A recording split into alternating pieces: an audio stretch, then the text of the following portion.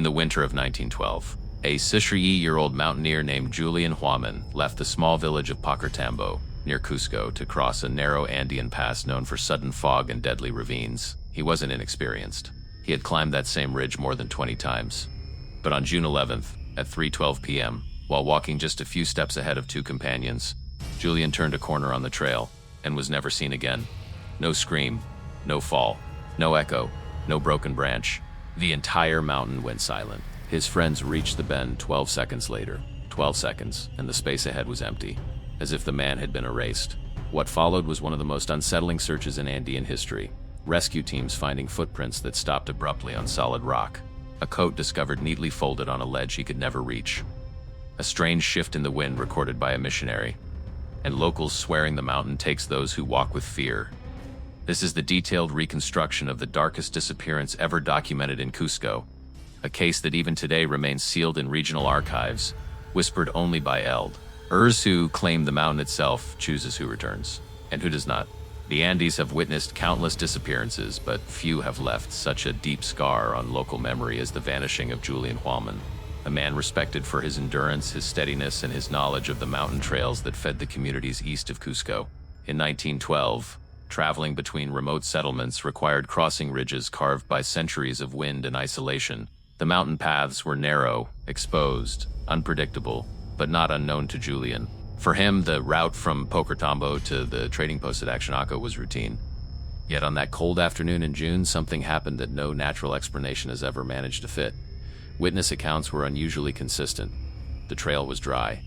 Visibility, although softened by thin fog, was clear. There was no avalanche, no loose stones, no cry for help. Julián simply vanished at a point where he had no space to step aside, hide, or fall without leaving a trace.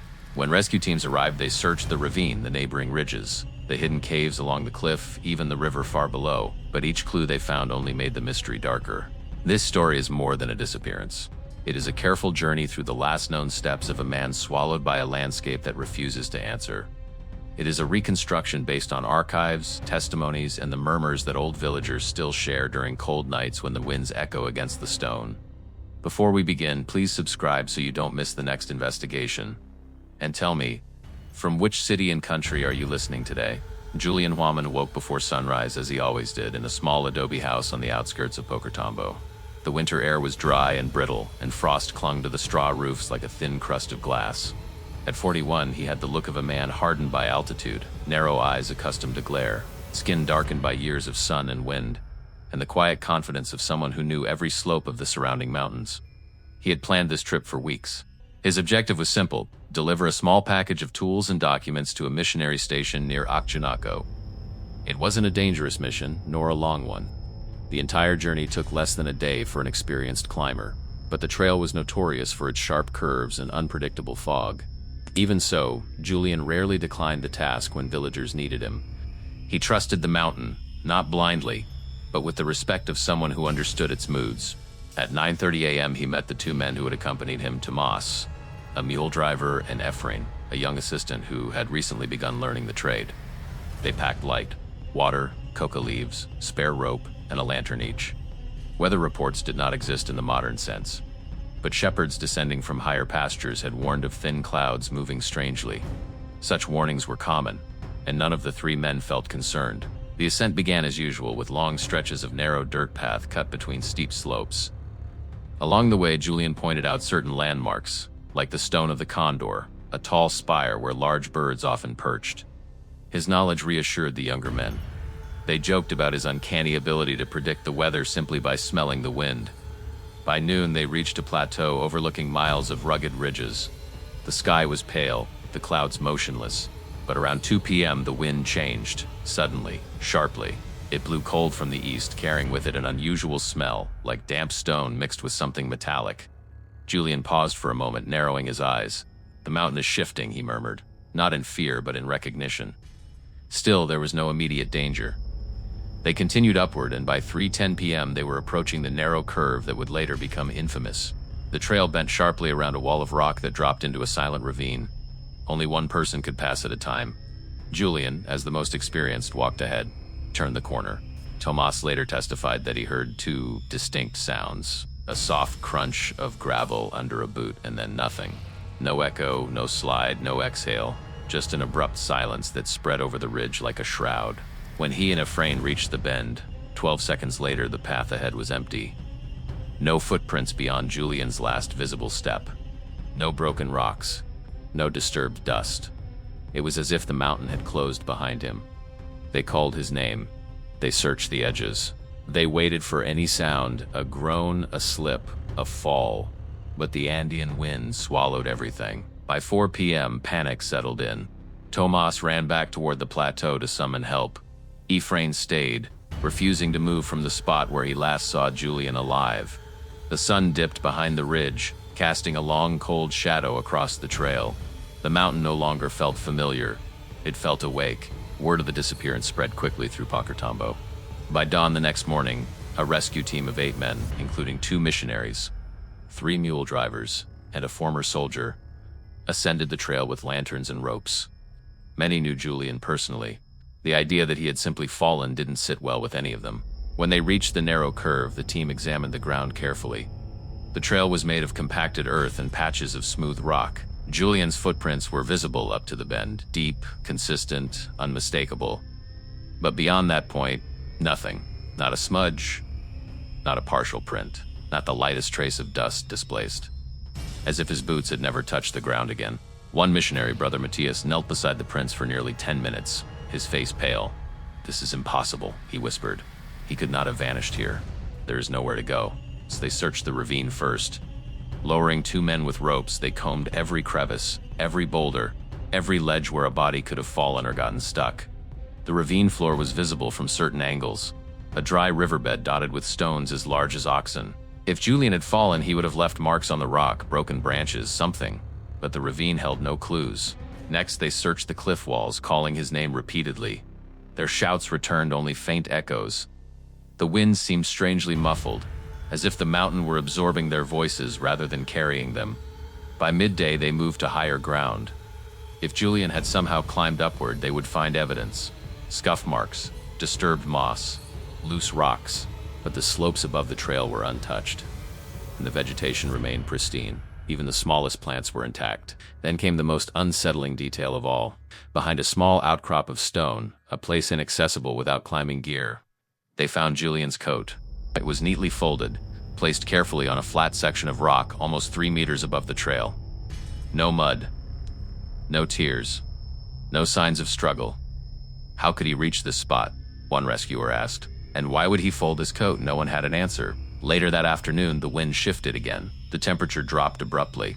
The sky darkened, not with storm clouds, but with a dense, unmoving layer of gray that clung to the peaks like smoke. Brother Matthias recorded in his diary, June 12, 1912, "The air feels wrong. Not stormy, not dangerous, simply wrong. The mountain is listening." They searched until nightfall.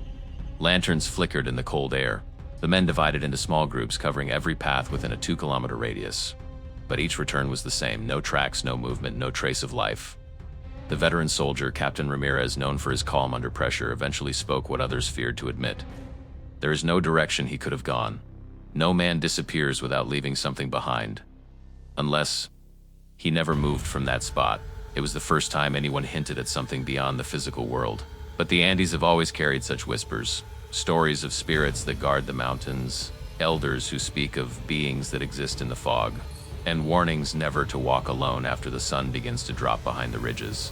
That night, the team slept uneasily near the trail. Few closed their eyes.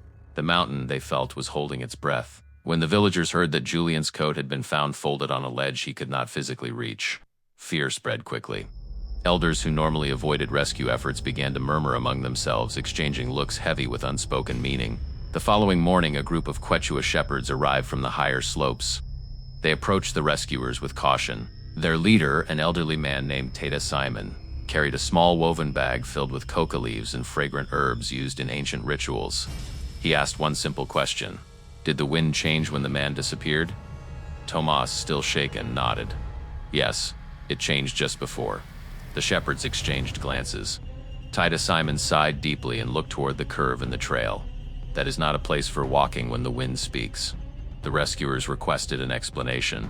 According to the shepherds, the narrow curve had long been considered a waka, a sacred or dangerous site where the boundary between the physical world and the spiritual realm was thin. Such places were avoided during certain hours, especially when fog clung low and the wind shifted east to west in sudden bursts.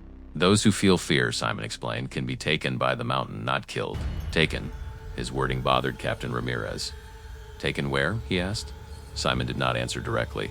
He placed coca leaves on the ground, arranged them in a circle, and whispered a short prayer to the Apis, the mountain spirits, believed to protect and sometimes punish those who traveled through their territory.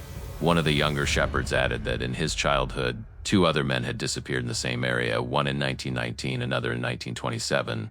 Their bodies were never found, and in both instances there were reports of sudden silence, shifting winds, and footprints that ended abruptly. The rescuers dismissed none of this. The Andean people had a long memory for tragedy. At noon, a thick fog rolled in without warning. It was so dense that the team could barely see a few meters ahead. Brother Matthias wrote, "It is not ordinary fog. It sits too heavily. It presses on the skin." During this fog, the group heard a low humming sound. Not quite wind, not quite voice. A vibration that seemed to emanate from the rock itself. The sound faded as quickly as it came. The shepherds immediately insisted the search pause until the fog lifted. They believed the mountain was awake. Out of respect or fear, the rescuers agreed. While they waited, Simon shared a final unsettling belief.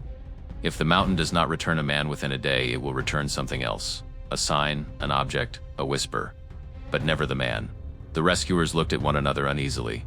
And indeed, later that afternoon, they would discover such a sign. When the fog cleared, they examined the area once more. Near the bend where Julián vanished, Efrain noticed something glinting between 2 rocks. He knelt carefully and extracted a small metal object. It was Julián's pocket watch. Broken, frozen at 3:12 p.m., the exact time he disappeared. The watch had not been there the day before. They were certain. Efrain trembled as he held it. "What does this mean?" he asked. Simon replied, "It means the mountain has closed the path behind him." With each hour, the disappearance felt less like a physical accident and more like an event woven into something deeper, something older than memory itself. The Andes were not speaking. They were warning. By the 3rd day, the search effort expanded. The Peruvian civil guard, alerted by missionaries, dispatched 4 officers to assist. Their arrival brought structure and skepticism, but also the cold realization that the disappearance was gaining attention far beyond the small communities. The officer in charge, Lieutenant Alberto Velasco, was a disciplined, by-the-book investigator. Upon reaching the site, he immediately began documenting every detail: coordinates, elevation, distances, timing. Velasco was determined to prove this was either an accident or the result of foul play. Nothing supernatural. However, his confidence didn't last long. Within an hour, Velasco faced his first contradiction.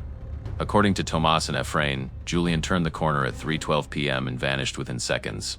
Velasco measured the trail. The bend was less than 6 meters long, with no adjoining path, no cracks wide enough for a man, and no area where someone could hide. There must be an alternate route, Velasco insisted, but after 2 hours of searching, he found none.